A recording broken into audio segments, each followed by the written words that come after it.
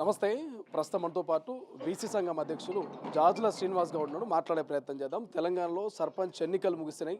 గెలిచిన వాళ్ళంతా ఆనందంలో ఉంటే ఓడిన వాళ్ళంతా బాధలో ఉన్నారు. బట్ మళ్ళా జెడ్పీటీసీ ఎంపీటీసీ ఎన్నికల్లో పోటీ చేయాలని తాహతాలాడుతున్నారు. ఇప్పటికే అంశం తెర మీదకి వచ్చింది. రేపో మాపో జెడ్పీటీసీ ఎంపీటీసీ ఎన్నికల నోటిఫికేషన్ ఉండే అవకాశం ఉందనేది కూడా కొంత చర్చ జరుగుతుంది సోషల్ మీడియాలో. బట్ రాష్ట్ర ప్రభుత్వం మాత్రము అంతా చర్చించుకున్న తర్వాతే నిర్ణయం తీసుకుంటామని ఒక స్టేట్మెంట్ కూడా నిన్న ముఖ్యమంత్రి రేవంత్ రెడ్డి ఇచ్చారు. మాట్లాడే ప్రయత్నం చేద్దాం. సర్పంచ్ ఎన్నికలు ఎలాగూ 42% రాజ్యాంగబద్ధంగా చట్టబద్ధంగా అమలు కాలే. బట్ జెడ్పీటీసీ ఎంపీటీసీ కోసమైనా కొట్లాడతారా? ఢిల్లీ దాకా పోయొచ్చారు బీసీ సంఘం నాయకులంతా. జాజా శ్రీనివాస్ గౌడ్ మాట్లాడే ప్రయత్నం చేద్దాం. మీరు ఢిల్లీ దాకా పోయొచ్చారు. బట్ ఈ ఎంపీటీసీ జెడ్పీటీసీ ఎన్నికలు కూడా ఒక నెల రోజుల్లో నోటిఫికేషన్ రాబోతున్న ఒక చర్చ జరుగుతున్నది. ఈ ఎంపీటీ జెడ్పీటీసీలోనైనా రాజ్యాంగబద్ధంగా చట్టబద్ధంగా అమలు అవుతుందా? ఇప్పుడు ఇది సుదీర్ఘమైనటువంటి పోరాటం. మేము ఢిల్లీ దాకా కొట్లాడి వచ్చినాము. మేము ఇంతకుముందు చెప్పినాం, మీడియా సమావేశంలో కూడా చెప్పినాం. పార్లమెంటు సమావేశాలు ఈ రోజుతో లాస్ట్. 21 రోజులు నడిచినాయి. 21 రోజుల్లో ముఖ్యమంత్రి రేవంత్ రెడ్డి గారు 3 సార్లు ఢిల్లీ పర్యటన చేపట్టాడు. మొన్న 4 రోజులు ఢిల్లీనే ఉన్నాడు. 4 రోజులలో కనీసము మేము అసెంబ్లీలో చేసినటువంటి చట్టాన్ని అమలు చేయాలని చెప్పి కేంద్ర ప్రభుత్వ పెద్దలను కలవలేదు. సొంత పార్టీ నాయకుల మీద ఒత్తిడి తీసుకొచ్చి పార్లమెంటులో ఆ చర్చను లేవనెత్తే విధంగా ఒక ఎజెండా మీద తీసుకురాలేదు. అంటే స్పష్టంగా ముఖ్యమంత్రి రేవంత్ రెడ్డి గారు కావాలనే ఈ బీసీ రిజర్వేషన్ల అంశాన్ని ఇలా మంగళం పాడాలని చూస్తున్నాడు. అందులో భాగంగానే ఇవాళ నిన్న ప్రెస్ మీట్ పెట్టి మాకు 8,000 మంది సర్పంచులు గెలిచిరు, మీ పార్టీ గుర్తు మీద గెలిచిరా, అసలు చెయ్యి గుర్తు మీద గెలిచిరా? ఇవాళ బీసీలు తమకు తాము రాజకీయ చైతన్యమై ఈ బీసీలు ఇవాళ మా ఊళ్ళో మా రాజ్యం రావాలి అని చెప్పి మీరు 17% రిజర్వేషన్లు కుదించిన 60% ఉన్న బీసీలను 17% కుదించిన మీ చెంప చెల్లు మనిపించే విధంగా ఇలా బీసీ బిడ్డలు 5,130 మంది బీసీ సర్పంచులు గెలిచారు. అదే అంటే 51%, సుమారు 51% గెలిచారు. మీరు కనుక 42% రిజర్వేషన్ అమలు చేసేది ఉంటే ఇవాళ 65% బీసీ సర్పంచులు గెలిచేవాళ్ళు. ఎవరు గెలిచినా బీసీ గెలిచేవాడు. కానీ ఆ ప్రయత్నం చేయలే. అయినప్పటికీ కూడా జనరల్ స్థానాల్లో ఇలా బీసీలు గెలిచారు.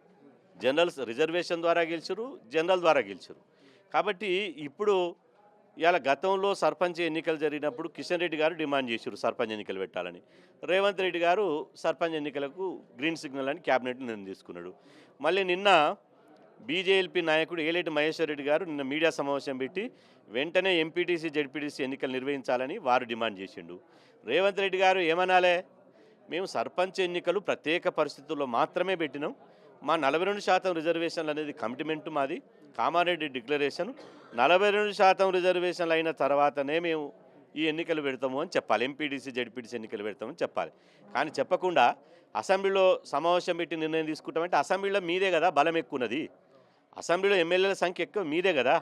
దానికి తోడు బీజేపీ రిజర్వేషన్లు అడ్డుకుంటుంది కాబట్టి బీసీ రిజర్వేషన్లను రాజ్యాంగ సవరణ చేసి ఇవ్వాల్సినటువంటి బాధ్యత ఉన్నటువంటి బీజేపీ అడ్డుకుంటుంది కాబట్టి బీజేపీ ఏమంటుంది, పెట్టండి అంటది. ఎందుకంటే మీ ఫ్లోర్ లీడరే, అసెంబ్లీలో ఉన్నటువంటి ఫ్లోర్ లీడరే పెట్టమంటున్నాడు. ఇక బీజేపీ కాంగ్రెస్ తలుసుకుంటే పెట్టరా? కాబట్టి ఈ వ్యతిరేక చర్య మానుకో. నేను చెప్తున్నా, నిజంగా మీకు రేవంత్ రెడ్డి గారికి కాంగ్రెస్ పార్టీకి బీసీల మీద చిత్తశుద్ధి ఉంటే రాష్ట్రపతి గారు గౌరవ రాష్ట్రపతి గారు హైదరాబాద్ పర్యటన ఉంది కదా, మీరు అసెంబ్లీలో చేసిన బిల్లు రాష్ట్రపతి గారి దగ్గరికి పంపించి 8 నెలలు అయింది కదా, అఖిలపక్షాన్ని తీసుకొని పోయి అఖిలపక్షాన్ని తీసుకొని మీ ఇంటి ముందరనే ఉన్నది కదా, మన గడపకు వచ్చింది కదా గౌరవ రాష్ట్రపతి. ఎంతసేపు మీరు అడిగితే ఒక రాష్ట్ర ముఖ్యమంత్రి రాష్ట్రపతి గారిని సమయం అడిగితే ఇవ్వదా? గంట సేపట్లో ఒక్క రోజులోనే సమయం ఇస్తుంది. ఆ ప్రయత్నం చెయ్యి. ఏ ప్రయత్నం చేయకుండా వాళ్ళు మేము అసెంబ్లీ సమావేశాలు పెడుతుంటే మిమ్ములని కర్రు కాల్చి వాత పెట్టడానికి బీసీలు సిద్ధంగా ఉన్నారు. బీసీలు ప్రతిదీ మనసులో పెట్టుకుంటున్నారు. మేము ఎవరు చూస్తలేరు, మేము గెలిచినాం. మీరు గెలుపు కాదు, వాపును చూసి మీరు గెలుచుడు ఏంది? అధికారంలో ఉన్నోడు 80% సీట్లు గెలుస్తాడు. బలహీనమైన ముఖ్యమంత్రి ఉన్నటువంటి రోషయ్య గారి సమయంలోనే గ్రేటర్ హైదరాబాద్ ఎన్నికల్లో కాంగ్రెస్ గెలిచింది. అయినా ఇది పార్టీ గుర్తులతో సింబల్తో జరిగిన ఎన్నికలు కావు. ఇవాళ ఎంత రాష్ట్రంలో ఎంత ఇమాజిన్గా జరిగిన సర్పంచ్ ఎన్నికలంటే బీజేపీ కమ్యూనిస్టులు కూడా పొత్తులు పెట్టుకున్నారు లోకల్లా. అంటే అక్కడున్న పరిస్థితులను బట్టి బీజేపీ కాంగ్రెస్ కూడా పొత్తు పెట్టుకున్నది, కాంగ్రెస్ టీఆర్ఎస్ కూడా పొత్తు పెట్టుకున్నది. మరి ఇది పార్టీ లేదు ఎట్లా అంటారు? ఒక్కొక్కరు జబ్బలు దరుచుకుంటున్నారు. ఇటు రేవంత్ రెడ్డి గారు జబ్బలు దరుచుకుంటే అటు కేటీఆర్ జబ్బలు దరుచుకుంటున్నాడు. అటు కేటీఆర్ జబ్బలు దరుచుకుంటే ఇటు రామచంద్రరావు జబ్బలు దరుచుకుంటున్నారు. నేను అంటున్నా, మీరు బీఫామ్లు ఇచ్చిర్రా లేకపోతే మీరు గెలిపించిర్రా? బీఫామ్లు ఇస్తే ఇంతమంది గెలవకుంటారంటారా పార్టీలకు? బీఫామ్లు ఇచ్చే కాడనే కుట్ర చేస్తారు. ఇప్పుడు ఎమ్మెల్యేల స్థానంలో కాంగ్రెస్ పార్టీ గాంధీ భవన్లో సమావేశం పెట్టి ప్రతి 17 పార్లమెంట్ సెగ్మెంట్లు ఉన్నాయి తెలంగాణలో. ప్రతి పార్లమెంట్ సెగ్మెంట్కు ఇద్దరికి బీసీలకు ఇస్తాను తీర్మానం చేసింది. బీఫామ్ వాళ్ళ చేతులు కాబట్టి ఇచ్చిరా? ఇవ్వలే. అందరికంటే తక్కువ ఇచ్చారు. 18 19 టికెట్లు ఇచ్చారు. అందరూ అన్నీ ఓడిపోయినాయి. అందులో కూడా చంద్రాయణగుట్ట, యాకత్పుర ఓల్డ్ సిటీలని 6 టికెట్లు ఇచ్చారు. బీసీలకు ఇస్తే 7 గెలిచారు. మొన్న జూబిలీహిల్స్లో మీకు ఇష్టం లేకున్నా కూడా ఒక బీసీకి ఇస్తే గెలిచింది కదా. అట్లనే ఎట్లయితే బీసీల యొక్క ఓటు చైతన్యం, బీసీల యొక్క రాజకీయ చైతన్యం తెలంగాణలో పెరిగింది కాబట్టే పార్టీలకు అతీతంగా ఇలా బీసీ సర్పంచులు 51% గెలవగలిగారు. మీరు 17%కే కుదించారు కదా. మీరు జనరల్ స్థానాలలో బీసీలకు ఇవ్వండి అని రేవంత్ రెడ్డి గారు ఒక స్టేట్మెంట్ చూపిస్తారా? రేవంత్ రెడ్డి గారు ఇప్పుడు నిన్న ప్రెస్ మీట్ పెట్టి, ఇంట్లో ప్రెస్ మీట్ పెట్టి ఏమంటున్నాడు? మా కాంగ్రెస్ పార్టీ సర్పంచులే 66% గెలిచిర్రు, జనరల్ స్థానాలలో కూడా బీసీలు గెలిచిరు అన్నావు. జనరల్ స్థానాలలో కూడా కాంగ్రెస్ పార్టీ నుంచి బీసీలకు అవకాశం ఇవ్వాలని ఏనాడైనా రేవంత్ రెడ్డి గారు ప్రకటించిరా? ప్రకటించలే. అప్పుడేమో ప్రకటించవు, బీసీలు గెలవంగానే దాన్ని ఓన్ చేసుకోవాలని చూస్తారా? బీసీ సంఘ నాయకుల వైపు అంటే జాజుల శ్రీనివాస్ కావచ్చు, ఆర్ కృష్ణ కావచ్చు, బీసీ సంఘాల వైపే ప్రజల చూపు ఉన్నది. ఈ ఎంపీడీ జెడ్పీసీ ఎన్నికల్ని జరపనిస్తారా, జరగనియరా, లేకపోతే ఢిల్లీకి పోయి కొట్లాడారు, ఆప్షన్ కూడా అయిపోయింది. నెక్స్ట్ ఏంటి, అసలు ఏం చేద్దాం అనుకుంటున్నాయి బీసీ సంఘాలని ఒక ప్రశ్న మొదలైంది. ఏం చెప్తారు?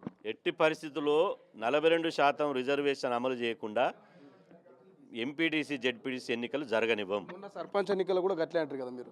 ఇవాళ సర్పంచ్ ఎన్నికలకు అన్నాం, కానీ చివరి ప్రయత్నం దాకా కొట్లాడినాము. తర్వాత జనరల్ స్థానాలు ఉన్న బీసీలను గెలిపించుకోమని ఆ దిశగా ప్రయత్నం చేసాం కదా.